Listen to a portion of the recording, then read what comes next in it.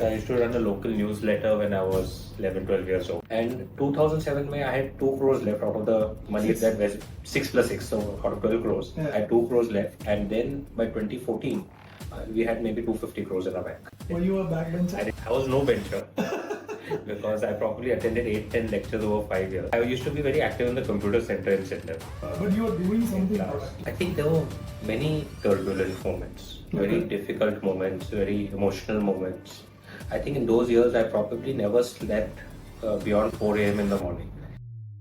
I think Sachin was Airtel's brand. Yeah. I wanted to crack him and managed to go through his agents, managed to meet him, impress him, and got a deal done. And it also gave us some media coverage, which attracted Westbridge Capital to invest in the company in 2005. Into one statement, which was the famous Muhammad Ali quote, "Float like a butterfly, sting like a bee." Right?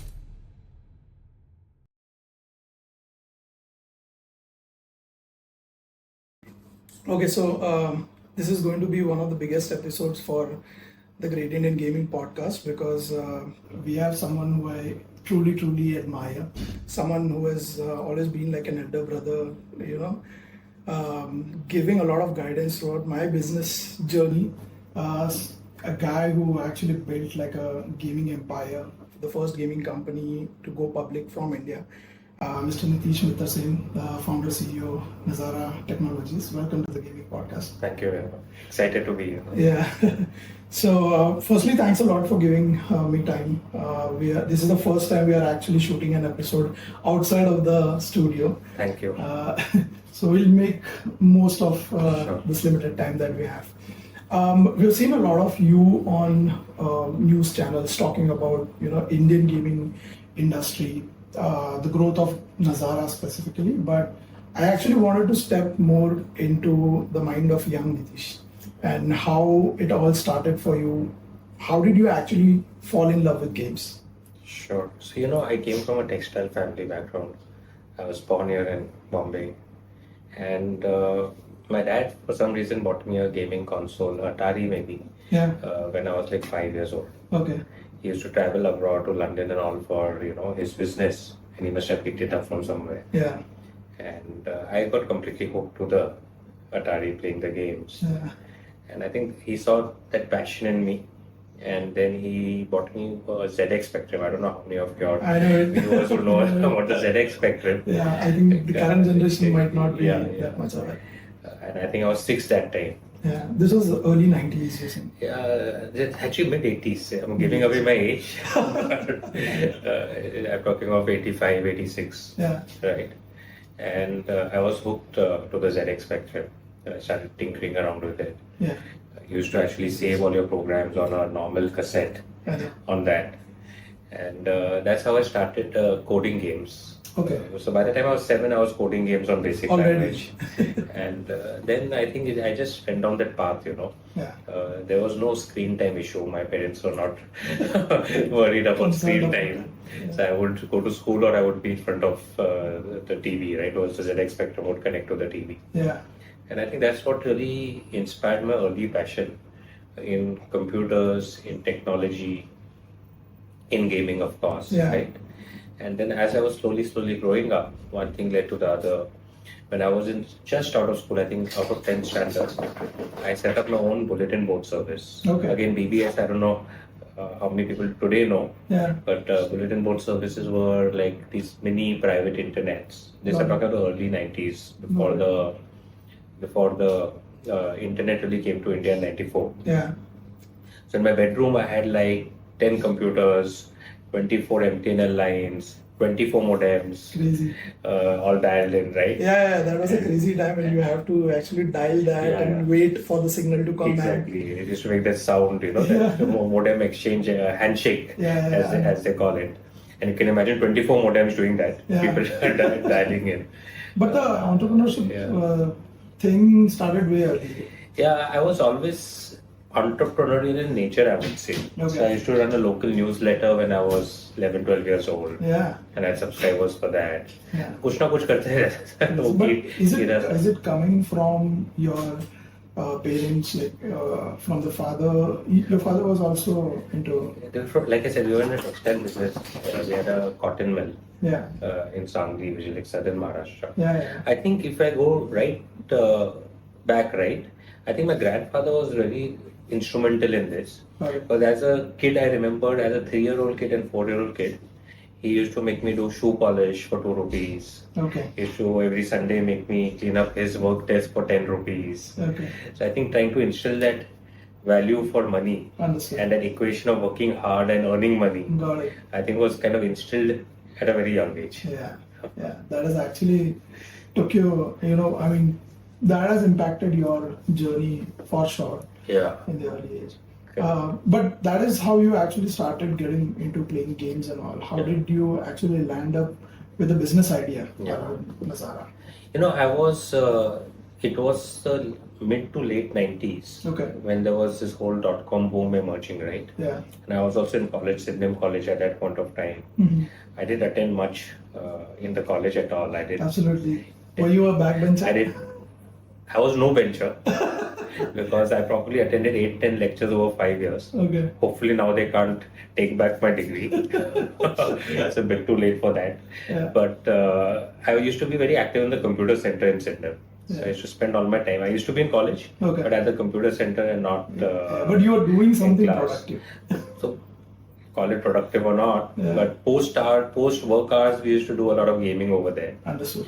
And my mentor who used to log into my BVS was Shami Kapoor, the actor. That was crazy. And right here at Nepean Sea Road, I used to spend a lot. I used to finish college and go to his home because he had 4-5 Macintoshes in his home. Okay. So I used to get time to spend on those Macs. So I think a lot of discussions with Shami, uncle as I call him, about how the internet will impact the entertainment industry was one thing playing in my mind. The other, this whole .com boom was happening. I was seeing things happen. I was relatively free in college, right? Because studies BCom wasn't that stressful. So I think my time in the computer center. So thinking all of this together is when this whole idea came that I should do more. So I was already doing website design for a variety of companies. That's like pure HTML. I used to code myself and charge 10-20,000 rupees to make a website. Nice. I had a company before this called Internet 3000 Technologies. Wow. I think Is it somewhere connected? I'm feeling it's somewhere connected to Iron Man stuff. So I was doing that, and then one thing led to the other. I said, boss, India mein gaming will become big sometime. Absolutely. Right? And this was the thought in 97, 98. I actually wanted to ask you on this particular point, right? Like you started Nazara in 1999. Yeah. And I think there were a handful of people who were actually trying along with you as well. Yes. Like, namely, probably Rajesh Rao from Do Interactive or Vishal Gondal in India Games. Yeah. So, you folks probably were the first few, and that's why we happily, like to call you the pioneers of the Indian gaming industry. What is it that you guys saw that nobody else did at that time? That one thing, and what made you pursue or chase that vision? Because gaming didn't exist in India at that time. So what was it that you guys saw? No, I think it was just a sense of key boss, like I said, that a business like gaming could become big in India. Okay. I think we were very young. I'm still young, but relatively. Of course. I think we were very young and also naive in that sense, right? Because you would apply business logic, it would not make sense. Right? How will you monetize? What is the user base, etc. Right? But itna socha hi nahi tha. Correct. We just jump into it. Yeah, it was like game banana, like games banana hai, business banana hai, gaming business karna hai, right? Got it. And I think if we had thought a lot about it, then we wouldn't have done it. Right? So some things you just jump into it and it happens. And like I said, the .com boom probably was an accelerator because you were seeing around you all these crazy valuations and all of that happened, right? And Rajesh Jain, who I reconnected after many years now in team, his 500 crore sale to SIFI that time of India World. Right. these are big headlines. Yeah. So you were all motivated. We also want to do something in this tech space. There was also Sabir Bhatia, right? Who was like a superstar at that Hotmail, time. right? Yeah. He was the poster boy. Yeah. Absolutely. I'm very sure that you guys were very much inspired by. Absolutely. If you ask me, two people that ring out to me from 99, 98, 99 is Sabir Bhatia and Rajesh Jain. Right? These two people were really the poster boys for us. Correct. I used to also be connected with Jerry Yang in those years of Yahoo. I know. Yeah. Because he used to log into my BBS. Yeah. Like when he wasn't Yahoo. Yeah. So yeah, these 2-3 people were of course. I never knew Sabir Bhatia. Of course, read a lot about it. Yeah. Rajesh, I knew a bit then. Yeah. Now a lot better. Of course. So you started Nazara, and then when was the first time that you actually thought of a need for capital to grow the business? I started Nazara in 99. Actually, the company was officially formed in Jan of 2000. I was playing around with stuff in 98, 99. And we raised angel capital then of all of 75 lakh rupees. 3 investors put in 25. But that 75 is compared to today's, it's. I think now it's these. So one really thing I'm proud about is all of these 3 investors now have not sold any Nazara shares. Even now 4 years after IPO, and probably each one's holding is worth 50 to 100 crores. Wow. So I'm very proud of that part of it. Yeah, I think that is a kind of belief that they had in you from the beginning of your journey, right? And one thing that I actually wanted to understand from you also was while you're going through all that journey, right? As an entrepreneur, you're definitely hustling, you're definitely putting all of your strength and time into it, but you always need someone who believes in you. Sure. It doesn't matter if he's putting money or supporting you in actually building that stuff, but believing is something. Who do you think was one of few of those people that actually? I think goes without saying. First, my parents. Yeah. Also, of course, my father and I work together in Nazara. Right, he's been the chairman of the company. Yeah. But I think complete belief and support of your parents is extremely important. Correct. Right, and in this case, I had that. Yeah. I was very fortunate to have that. I think my grandfather was a very eminent cardiologist and someone who's been my inspiration. Yeah. Also supported a lot, believed a lot. I think some of this family support was very important. Correct. I started in 2000, raised this capital in January of 2000. Yeah. Soon after the whole dot-com crash happened. In April of 2000. Yeah. So actually the start was pretty rocky in that sense, I would say. It was not free flowing because all the hype suddenly overnight disappeared. And the reality was it was almost impossible business to monetize. The game we were playing that day was all about page views and eyeballs and not thinking much about how it's going to monetize. Right? And the minute the dot-com burst happened, any chance of raising capital disappeared. Right? Before that, between that Jan to March period, it was such crazy times. But I remember one night sitting in our office till 3 o'clock in the morning, negotiating with a investor, European investor, right? And he was offering us some $5-10 million valuation, and we didn't take it. And at that time, it was a large valuation, right, for a zero revenue company. Correct. But once the crash happened, I think everything disappeared. And that's when really the whole struggle of how do you survive. See, when the things are going good and you have passion, it's easy to, I'm running a business, right? It's when you don't have the money and also it's difficult to do that business, then to sustain becomes challenging. So I think the period from this dot-com crash of April 2000, I would say all the way to maybe early 2003.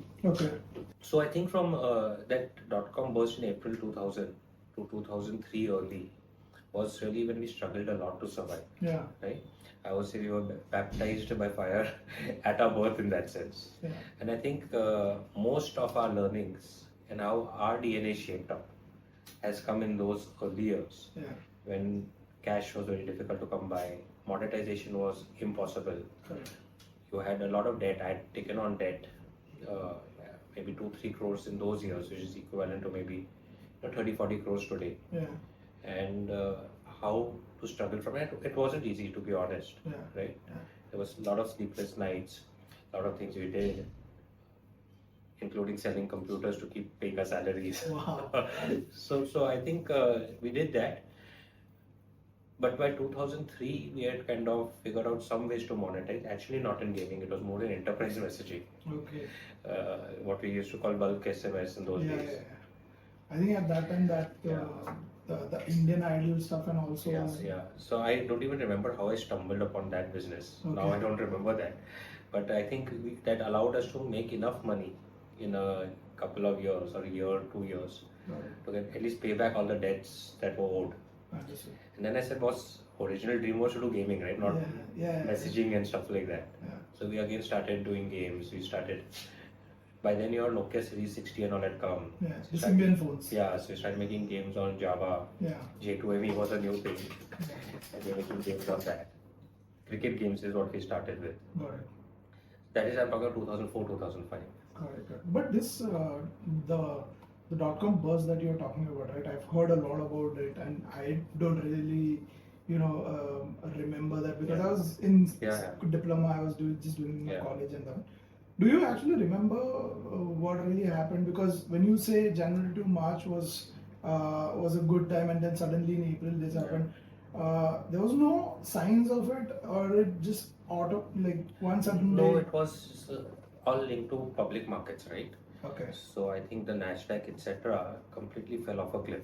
It was like going up, and one fine day, it was all the way down, right? Okay. Maybe it fell over a few months times 70-80%. That's bad. Right? Yeah. So I think that just kind of paralyzed all businesses, all investing, all fundraisers, and that whole hype around page views and eyeballs and all of that. Yeah. Completely disappeared, right? Okay. It's back to business. Yeah. But all those years, the first few years that you mentioned, right? Do you remember any moment where you thought like this is, giving up on it? This is not working. I think there were many turbulent moments, very difficult moments, very emotional moments. I think in those years I probably never slept beyond 4 a.m. in the morning. Wow. Because at 4 a.m. I would remember this is not many people know about all of this. At 4 a.m. I would wake up thinking I have to pay salaries. How am I going to pay salaries? Yeah. Almost every day, I think, for those 2-3 years. So I think today the way Nazara runs, and as we are fairly known to be a conservative company, keep strong cash balance, focus on profitability. I think a lot of that comes from those early years, right? Yeah. It doesn't leave you. Yeah. In a way, sometimes, honestly, now I realize that it also handicaps you a bit. Yeah. Because those early memories. Haunts you. Yeah, it haunts you, and you sometimes be more conservative than you should be. Yeah. Cool. So while that was happening, when was the time after probably 2004, 2005, 6? When was the time that you thought that okay, this is going pretty well, and what was the reason for that? See, 2004, we were back to making games. We were making cricket games. We were trying to monetize through the telcos. Okay. Airtel would not. We were trying to break through with Airtel, etc., which was not really working out. Then we managed to swing this deal with Sachin Tendulkar in 2004. Yeah. Long story how it happened. Yeah, I've heard it. And I've spoken a lot about it. So I want just give a quick brief on that. Yeah, I think Sachin was Airtel's brand. I wanted to crack him and managed to go through his agents, managed to meet him, impress him, and got a deal done, right? Yeah. Couldn't afford to pay too much, to be honest. Correct. But we swung that. That gave us the Airtel contract. And it also gave us some media coverage, which attracted Westbridge Capital to invest in the company in 2005. Understood. That's when we got that first $1.5 million, which was 6 crore rupees that time. Yeah, the big check. Yeah, I still remember 6.06 crores hitting the bank account. Yeah. Right? And that was a large amount.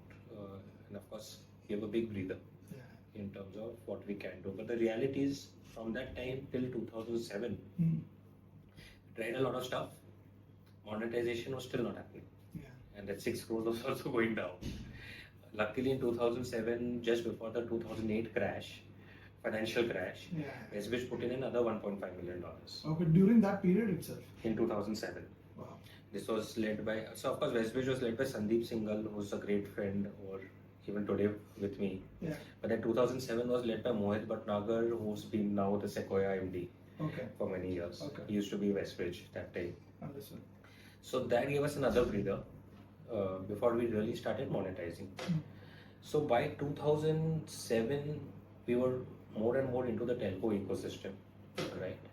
And one thought, we were basically selling Java games, J2ME games, for 50 rupees or 99 rupees to download and own. Okay. But when I was looking at the data, I would see that new consumers would come in. Mostly they were early adopters, right? College students, etc. Yeah. But it was very expensive because they wanted to keep trying different games, and every time to try a game, if you had to pay 50 rupees, 99 rupees. So I reinvented the whole model into a Netflix for gaming. It's now easy to explain. There was no Netflix then, but now it's easy to explain as Netflix for gaming. Yeah. Where we created our own, what we used to call a wrapper, which would wrap around, it was a software or a SDK that would wrap around the Java game. Okay. And then it would enable a subscription service. So if you're an active subscriber, you would check, do you have active subscription, and let the consumer play that game, right? So you had a library of games. You paid a fixed 99 rupees a month fee. Okay. You could access the entire library as long as your subscription was active. Yeah. So that model took off very well. Right. We started monetizing it well in India. Okay. Once we monetized and established the model in India, we took it to, I would say, nearby markets like Sri Lanka, etc. And then we expanded to Middle East, Africa, etc. So we went over 3-4 years. We went to about, I would say, 50 countries, 150 telcos, and really monetized it very well. Did great partnerships with companies like Electronic Arts, where we were distributing their games as part of our catalog. Did a lot of technology innovation.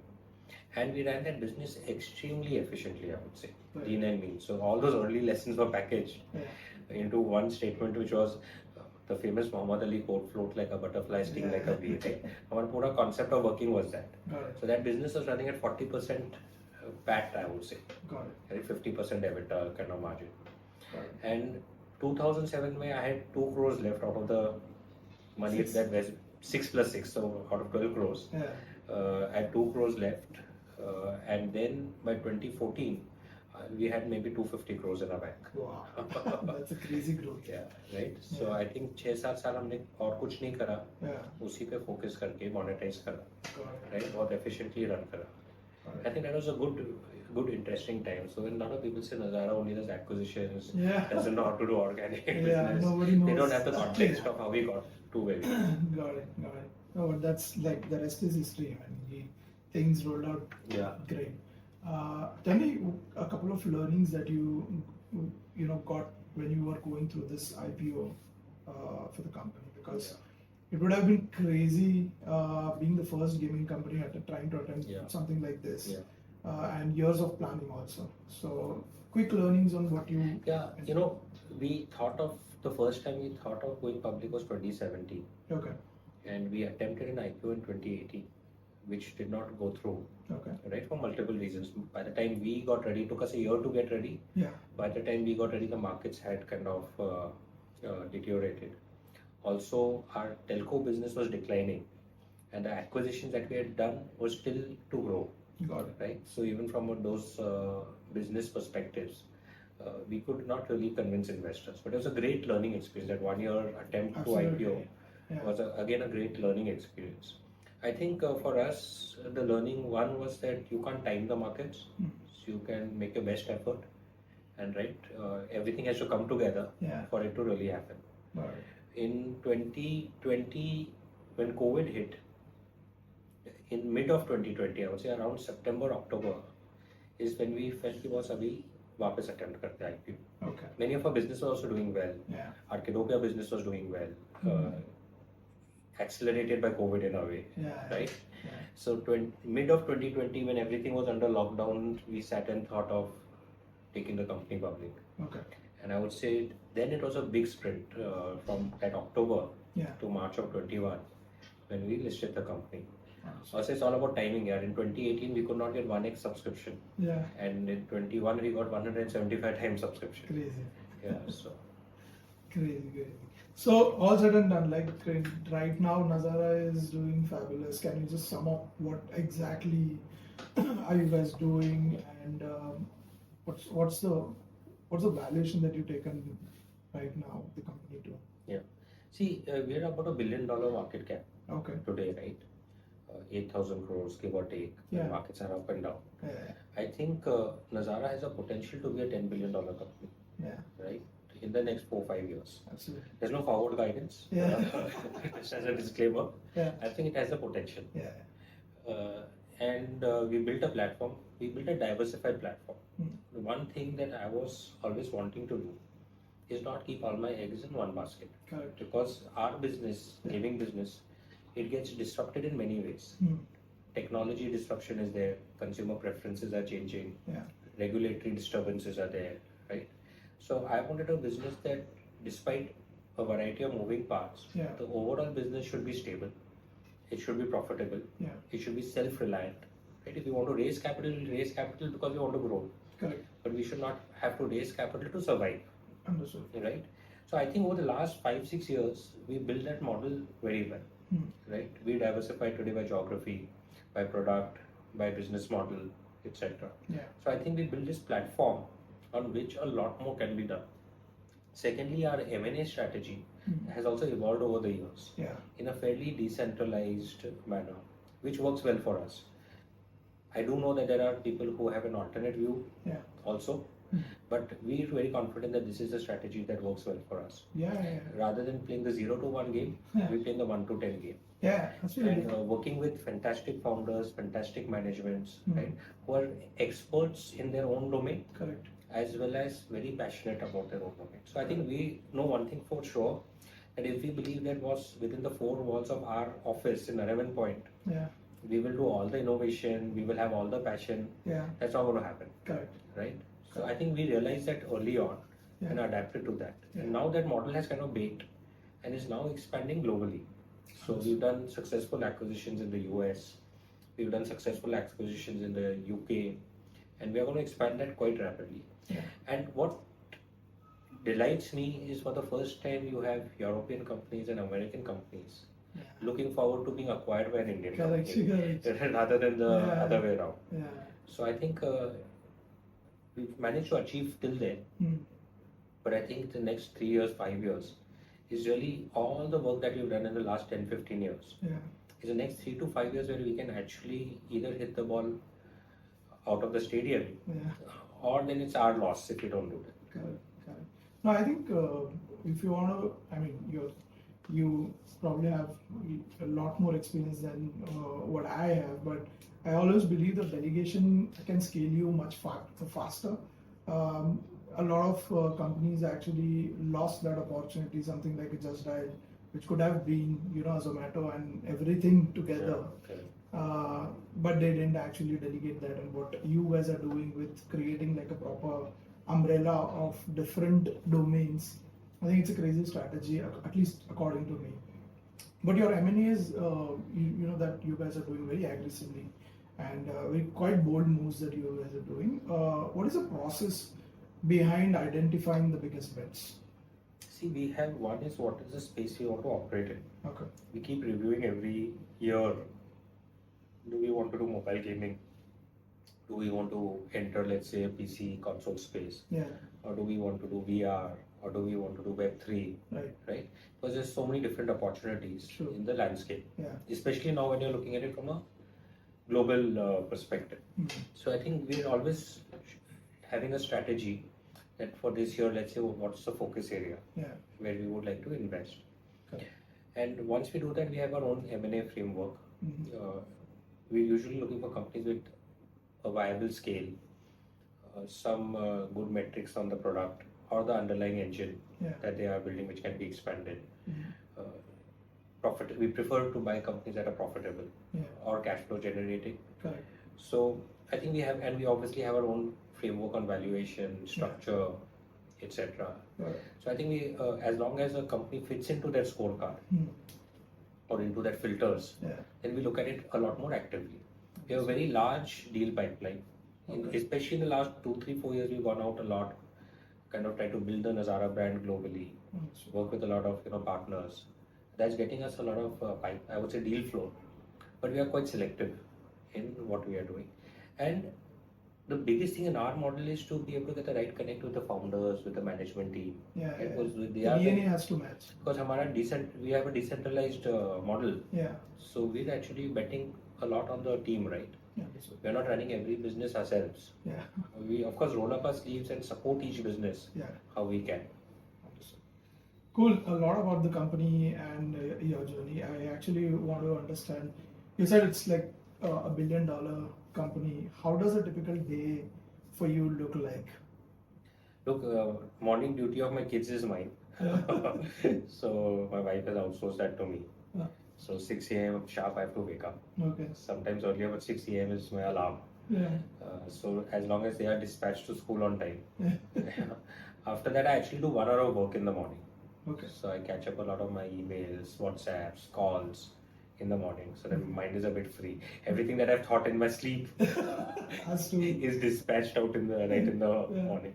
Then I do my gym or whatever. But I think fitness is very important for entrepreneurs or all of us, right? It's a stressful job we live, and therefore it's important. Mostly I'm in my office and back early because I eat my dinner early. By 7 o'clock my dinner's done. Right? After that I'll probably do a walk, I'll do some calls. And then I work again in the night, let's say usually from 9 to 11 after spending time with my kids. 9 to 11 I'm active on my work. So I think COVID taught us a lot more flexibility in the way to work. Right? And I think that's been very helpful for me, I would say. Right. Do you, so that's like weekdays. The weekends I know for sure because I really keep a track of loving the other side of your what do you say, personality. You're more into the music as well, right? You love playing saxophone. Actually, this is like a trivia. I wanted to just share this with you. I was a kid when I actually saw an episode of you coming on More Than Shakers. Yeah. Amazing. Where you actually came there and played the saxophone. Yeah, that was 2000 or 2001. Yeah. Shakers so much. Yeah, but tell me, why do you think, and I believe this statement, I just want to hear it from you. Why do you think having something connected for any entrepreneur, being connected with arts, apart from their work, how does that help you as a person? Look, I think anyone and everyone should pursue some passion in life. Generally, be passionate in life. I think if you're passionate, then you'll not be only passionate for work. You're either passionate or you're not passionate. Correct. Right? So if you're passionate, whether it's your work, whether it's your other hobbies, these will all be outcomes of that passion, right? Or the passion that's inside you. Correct. So I think for me, music was something I always grew up with in my house. My mom was into music a lot. She was a bhajan singer, learned from Anup Jalota's father a lot, right? So there's always music in the house. And when I was growing up, this I've not shared with anyone, but I'll share it with you. I was like really Salman Khan in Maine Pyar Kiya. To play the saxophone. That I want to do that, right? So I was harboring that for a really long time. But I actually picked up the sax only when I was 16, 17.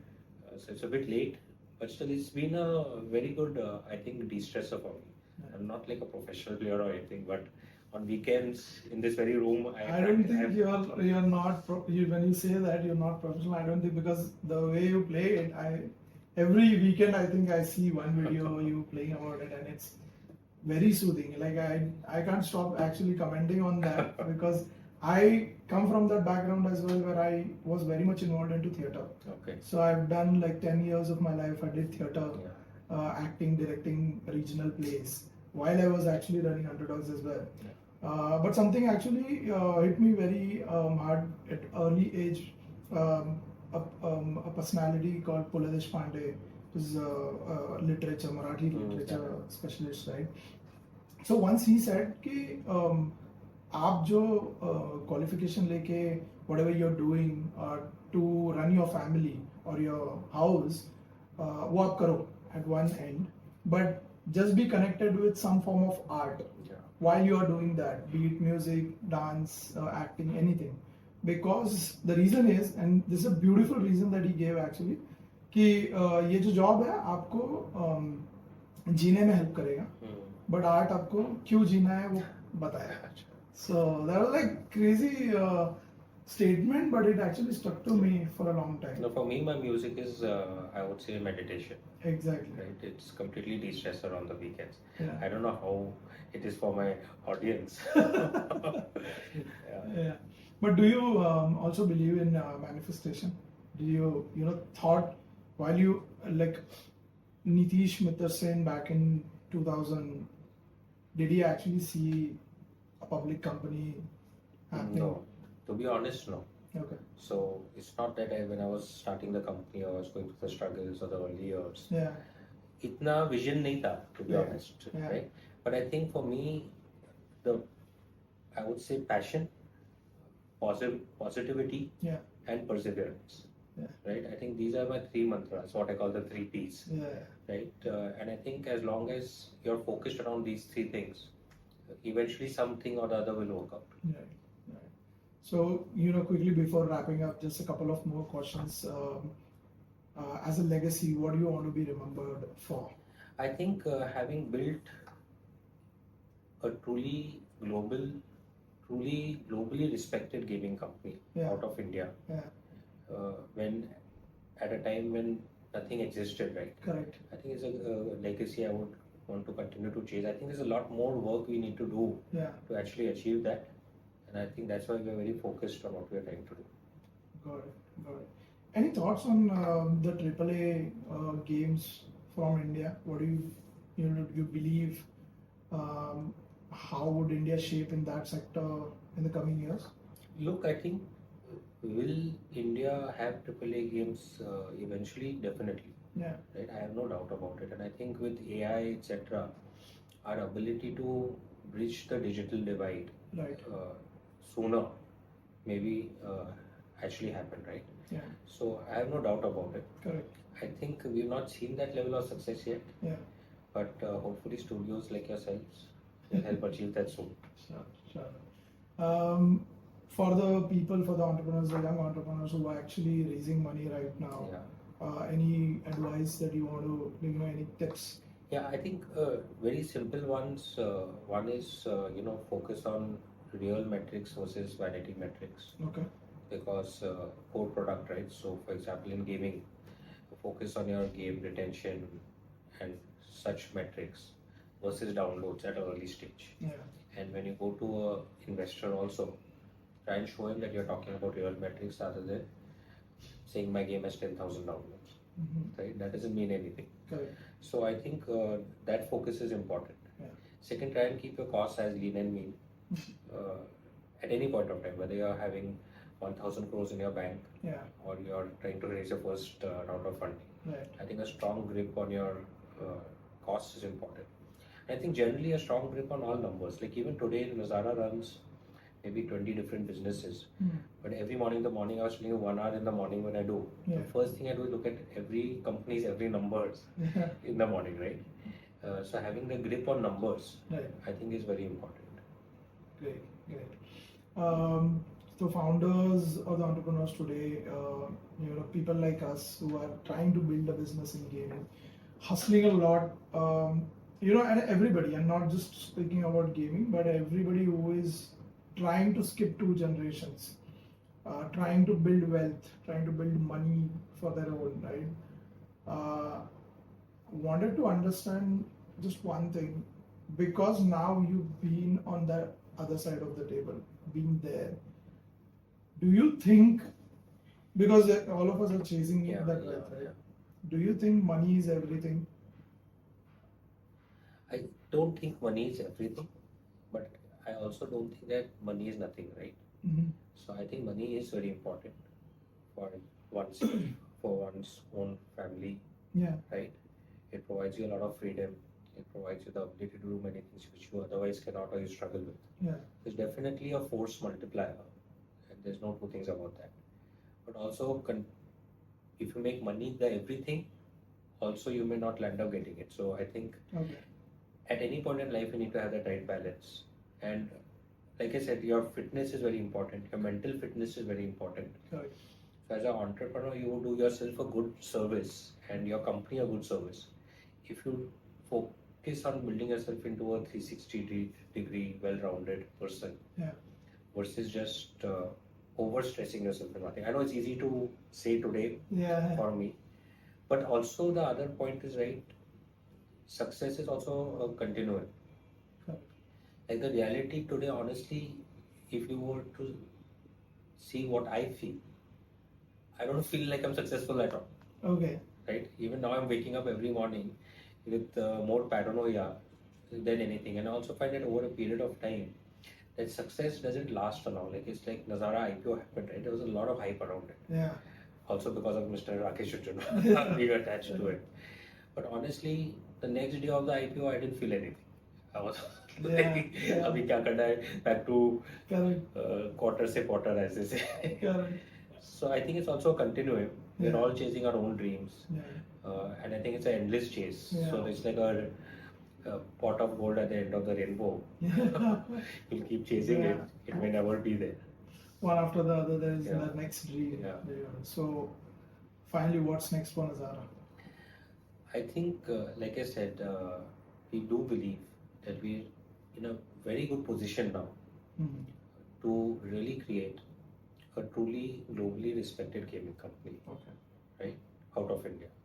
And I think if we can achieve that, and there will be different, I would say, different metrics to show whether we have achieved that or not. One of them would be market cap of the company, right?